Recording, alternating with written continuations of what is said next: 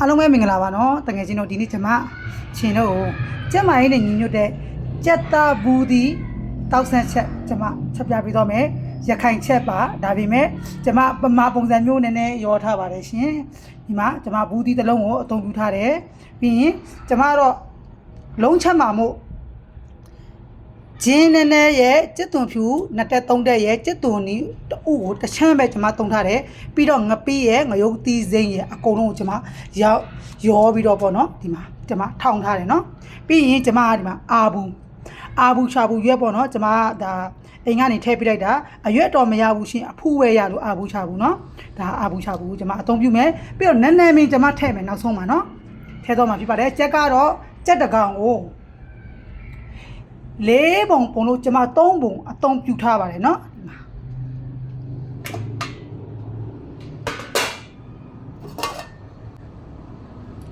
ခါเนาะကျွန်မနဲ့အတူတူကြက်ပူလေးကျဲမိုင်းနဲ့ညီညွတ်တဲ့ကြက်ပူလေးကိုချက်စားကြည့်ရမယ်ကျွန်မကဘာကြောင့်ကျွန်မစီတက်ပြီးမချက်ဘူးเนาะဘာကြောင့်စီတက်ပြီးမချက်တာလဲဆိုတော့စီတက်ပြီးချက်လို့ရှိရင်စီအရန်ကုန်တယ်ကျွန်တော်တို့ကကြက်မိုင်းနဲ့ညီညွတ်အောင်ချက်မယ်ဆိုတဲ့အတွက်ကျွန်မလုံးပြီးတော့ချက်မယ်เนาะလုံးပြီးတော့ချက်ပါမယ်ရှင်ဒီမှာကျွန်မရဲ့စက်သားကိုကျွန်မအကုန်လုံးထည့်လိုက်မယ်เนาะဒါပေမဲ့ဒီအမြင့်ကလေးတော့အသေးလေးတော့ခြံထားကျွန်မဖယ်ထားလိုက်မယ်เนาะဘာကြောင့်လဲဆိုတော့ပျော်သွားမှာဆိုလို့เนาะတဲလေးကိုတော့ကျွန်တော်တို့အပြင်ကိုထုတ်ထားလိုက်မယ်ပြီးမှကျွန်တော်တို့ခြားကာနီးမှထည့်လိုက်ရင်ဒါပြီเนาะကျွန်မဒီမှာတိတ်ထားတဲ့ငပိကတော့ကျွန်မလေးပုံလို့ပေါ့နော်ဒီကုန်းသီးလုံးပေါ့အထက်ကကုန်းသီးဆန်အလုံးပေါ့နော်ကုန်းသီးဆန်အလုံးကိုတစ်လုံးစာကိုကျွန်မတစ်ချမ်းတော့ထည့်ထားတယ်နော်ရုပ်သီးအဆက်ကတော့ချီလို့ကြိုက်သလိုအသုံးပြုလို့ရတယ်နော်ဒါကျွန်မကဗမာချက်နီးပေါ့နော်ကြက်သွန်ဖြူလေးဂျင်းရင်ထည့်ထားတယ်ကျွန်မစပလင်ထည့်ရမှာကျွန်မစပလင်မေးကြံခဲ့လို့ကျွန်မဂျင်းရဲ့ကြက်သွန်အဖြူနေရဲ့ငရုတ်သီးသိန်းရဲ့ငပိရဲ့နော်စနွေးမုံရဲ့ကျွန်မရောပြီးတော့ဒါနေလိုက်မယ်နော်နေလို့ပြီးလို့ရှိရင်ကျွန်မတို့ချက်မယ်စီတက်လို့ရှိရင်ကျွန်မတို့စီကအရန်စားတယ်ဆိုတော့ကျွန်မစီလည်းနဲစီနဲ့ကျဲမာလေးလေးရတယ်ဆိုတော့ဒီလိုပဲစီကိုကျွန်မလုံးပြီးတော့ချက်ပါမယ်နော်ရင်ဒါလေးကိုနှဲအောင်နေလိုက်ပါမယ်နှဲအောင်နေလိုက်ပြီးရင်ကျွန်မတို့စီကိုကျွန်မအများကြီးအသုံးမပြုဘူးဒီမှာကြည့်ကျွန်မစီမှာဒီမှာကြည့်ရ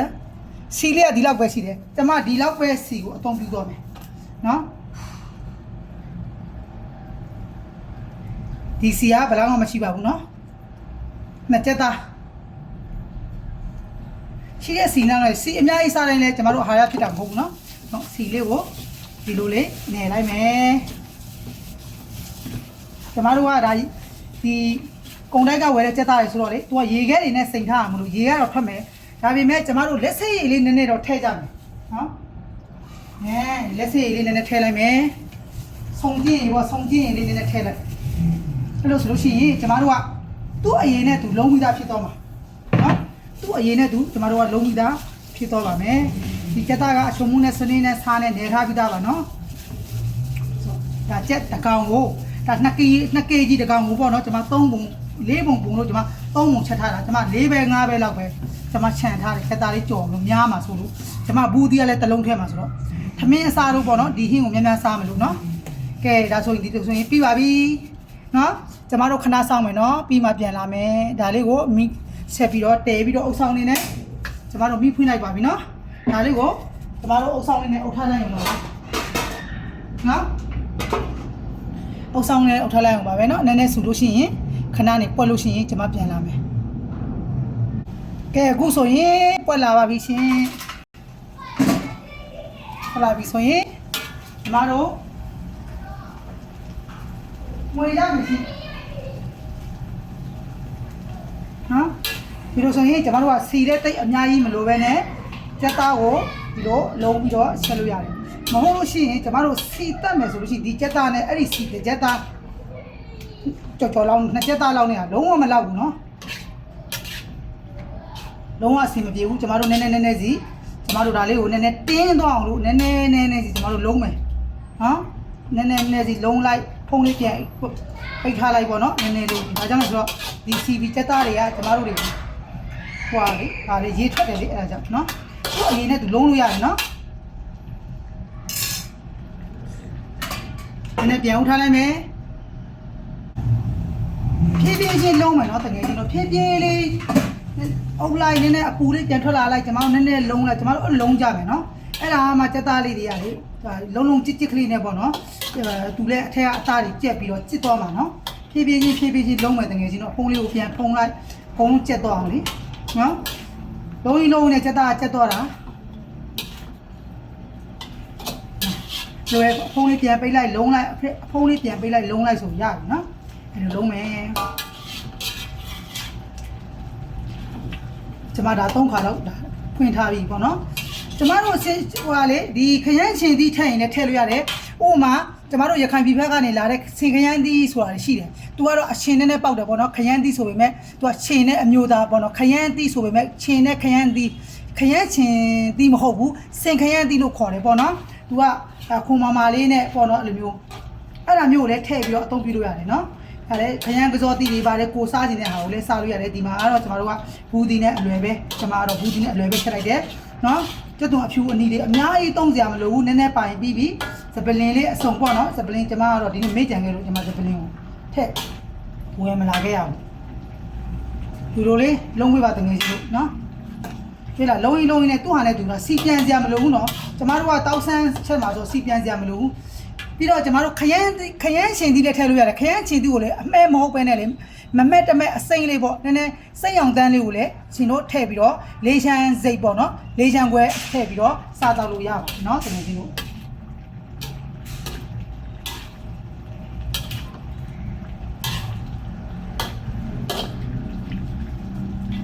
မီယာနည်းနည်းမကောင်းဘူးတကယ်ကြီးလို့အမှန်တကယ်မှာဒါမီယာပြပြလေးနဲ့ချက်တာပိုပြီးအဆင်ပြေတယ်ကျွန်မမီးလေးကိုနည်းနည်းမီယာပြပြလေးနဲ့ပေါ့နော်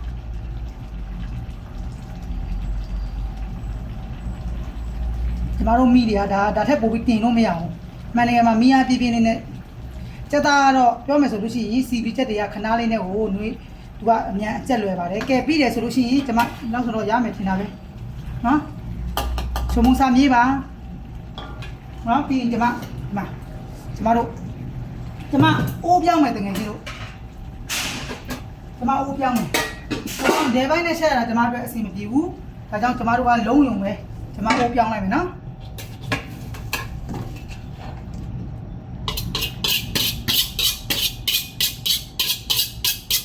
အိုးပြောင်းရင်မြန်လေးကြက်လွယ်တယ်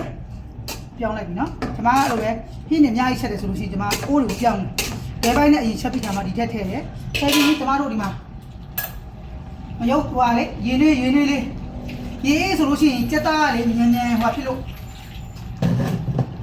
ကြက်သားရေးစောင်းရတယ်ကြက်သားတွေကပို့ပြီးတော့ပွားတော့လို့လေကျမကဒီမှာရေဘူးလေးပဲသုံးပြလိုက်တယ်အဲ့ဒါပိုကောင်းတယ်မြန်လေးကြက်တယ်ဆိုရင်ကျမတို့အမြန်စားလို့ရတယ်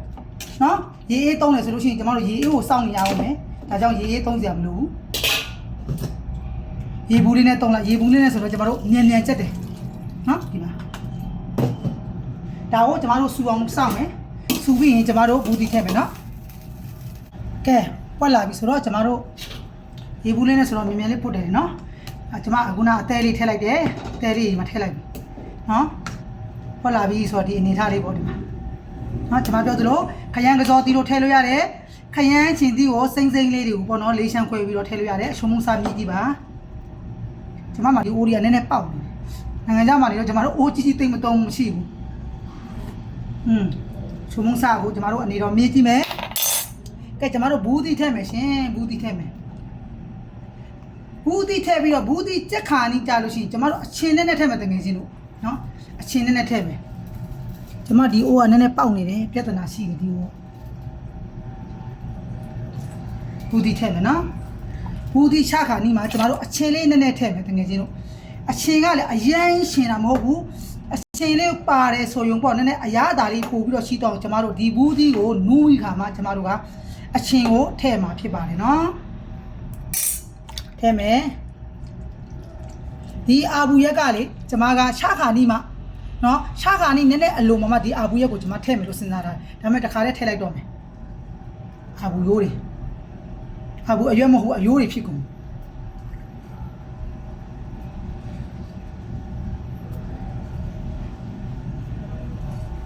တော့အာဘူးကအရက်ကမရဘူးအဖူးပဲရတယ်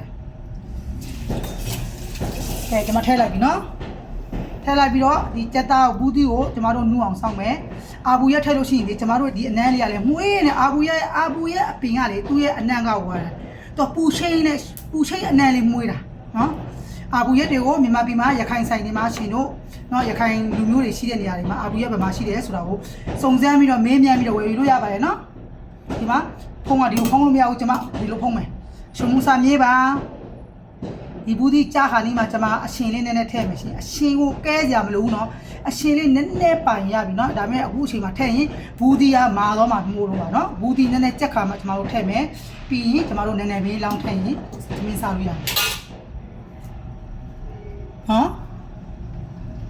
ကဲအခုဆိုရင်တော်တော်လေးကိုဆူနေပါပြီဒီအထက်မှာကျွန်မတငယ်ချင်းတို့ပြောချင်တာကျမတို့ကလေဘူးသီးကိုဘယ်တော့မှပြောအောင်မချက်ဘူးဘူးသီးလေးကိုလေအခွန်လေးစိမ့်ပြီးတော့အထက်ကပေါ့လို့နည်းနည်းလေးကြက်ပြီးဆိုတာနဲ့ကျမတို့ကဒီဥစ္စာကိုကျမတို့ကချလိုက်တယ်အိုးချလိုက်တယ်ဘာကြောင့်လဲဆိုတော့ဘူးသီးဆိုတာသူ့ရဲ့အပူချင်းနဲ့သူနူးတော့မှဖြစ်ပါတယ်အရင်နူးလို့ရှိလို့ရှိရင်ကိုထမင်းစားတဲ့အခါကြလို့ရှိရင်အပူပြန်နှွေးတဲ့အခါကြရင်ဘူးသီးကပျော်တော့လို့ရှိရင်ကျမတို့လုံးဝထမင်းစားလို့မကောင်းတော့ဘူးနော်ဘူးသီးလေးကမာလေးနဲ့သူ့ရဲ့အရသာအတိုင်းအရသာမပြတ်ဘူးဘူးသီးအရသာမပြတ်ပဲနဲ့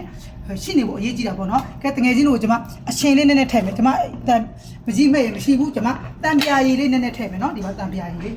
နည်းနည်းလေးထည့်မယ်ဘူးသီးကလည်းဒီလောက်ဆိုရင်အနေတော်လေးဖြစ်လာပြီသူ့ရဲ့အနေတော်ဒီမှာကြည့်နည်းနည်းအပေါ်ဘက်ကနည်းနည်းလေးကြည်လေးဒီလိုအနေဆိုရင်ရပြီတငယ်ချင်းတို့နော်ကျွန်မအနိကပြမယ်ဘူးသီးကိုအရင်ကြက်အောင်ချက်ဖို့မလိုဘူးနော်ဒီမှာဒီလိုအနေလေးပေါ့ဒီလိုအနေလေးဆိုရပြီနော်တငယ်ချင်းတို့မြင်တဲ့အတိုင်းပါပဲနော်စီကဒီလောက်ပဲရှိတယ်စီကကျမစီမှာဒီစီသိမ့်မပါဘူးနော်စီကကျမတအိုးလုံးမှာတစ်ချက်ခွဲသားလောက်ပဲကျမထည့်လိုက်တာတံပြားလေးကိုကျမနည်းနည်းလေးဒီမှာဒီတစုံစာလောက်ပဲဒီမှာဒါဟင်းခက်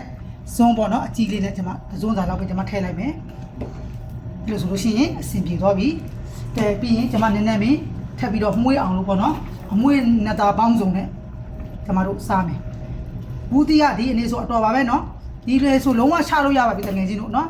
အရှင်လေးနည်းနည်းကိုအရှင်ကိုနည်းနည်းကြက်အောင်ကျွန်မနည်းနည်းစောင်းလိုက်မယ်နော်အရှင်လေးကြက်အောင်စောင်းလိုက်ရပြီဆိုအရှင်ကအခုမှထဲထားတာဆိုလေအဲ့ဒီရှင်မှာရှင်တို့မြေကြီးချုံမုံစားမြေ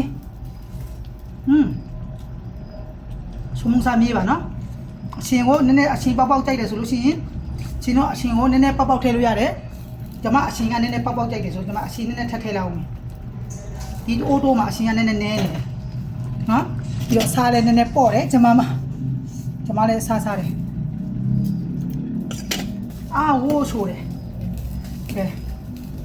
ဒီအနေဆိုလို့ရှိရင်ပြီးတော့ပါပြီရှင်နော်ဘူးတီကိုလုံးဝကြက်အောင်မရှဲရဘူးနော်တငယ်ချင်းတို့နော်ဘူးတီကကြက်တယ်ဆိုရင်တော့ပဲဒီမှာကြက်တယ်ဆိုရင်တော့ဒီအနေထားလောက်ဆိုရပြီနော်ဒီမှာကြည့်ဒါသူ့ဟာနဲ့သူဟိုဖြစ်တော့မယ်ကဲကျွန်မပြီးတော့ပြီနော်ကဲနီးပါဟုတ်ကဲရပါပြီနော်ကဲဒီအနေထားပါရှင်ကဲကျွန်မသူများတွေတော့အလှမျက်နှာစာလေးမှာကျွန်မမပြတော့ဘူးဒီမှာနော်လုံးဝစီလုံးဝနေပြီးတော့လုံးဝကြက်မိုင်းနဲ့ညညွတ်တယ်နေမကောင်းတာတို့နော်မိုးအေးလေးနဲ့တို့ဆောင်းတွင်းမှာအေးလေးနဲ့တို့ဒီလိုတောက်ဆန်းလေးနော်ဒီမှာစီကတကြက်ခွဲသားလောက်ပဲကျွန်မထည့်တာနော်အရှင်တို့ပြတဲ့အတိုင်းပဲကျွန်မခွက်တယ်ပါအလှစင်းပြီးမပြတော့ဘူးကျဲဝိတ်ချနေတဲ့လူတွေပေါ့နော်ကျဲမိုင်းရဲ့အညီစားခြင်းတဲ့လူတွေဒီလိုမျိုးစားပါငါးကိုလည်းကာကတိတို့ပေါ့နော်ငါးတွေကိုလည်းဒီနေ့အတိုင်းတောက်ဆန်းကိုဒီနေ့အတိုင်းချက်လို့ရပါတယ်ဒါဆိုလို့ရှိရင်ဒါနီလန်ကအတူတူပါပဲနော်နီလန်ကအတူတူပါပဲရှင်တို့ဇပလင်ကြိုက်ရင်ဇပလင်ထည့်လို့ရပါတယ်နော်ကဲဘိုင်ဘိုင်နောက်ဗီဒီယိုမှာထပ်တွေ့ပါမယ်ရှင်ကျွန်မဟင်းချက်တာလေးလည်းမလုပ်တာတော်တော်ကြာပြီနော်ဆိုတော့နောက်ဗီဒီယိုတွေမှာထပ်တွေ့မယ်ကျွန်မကို subscribe လုပ်ပေးတဲ့တငယ်ချင်းတွေကိုအားလုံးကိုကျေးဇူးအများကြီးတင်ပါတယ်ရှင်ထပ်ပြီးတော့လည်းအားပေးကြပါဦးနော်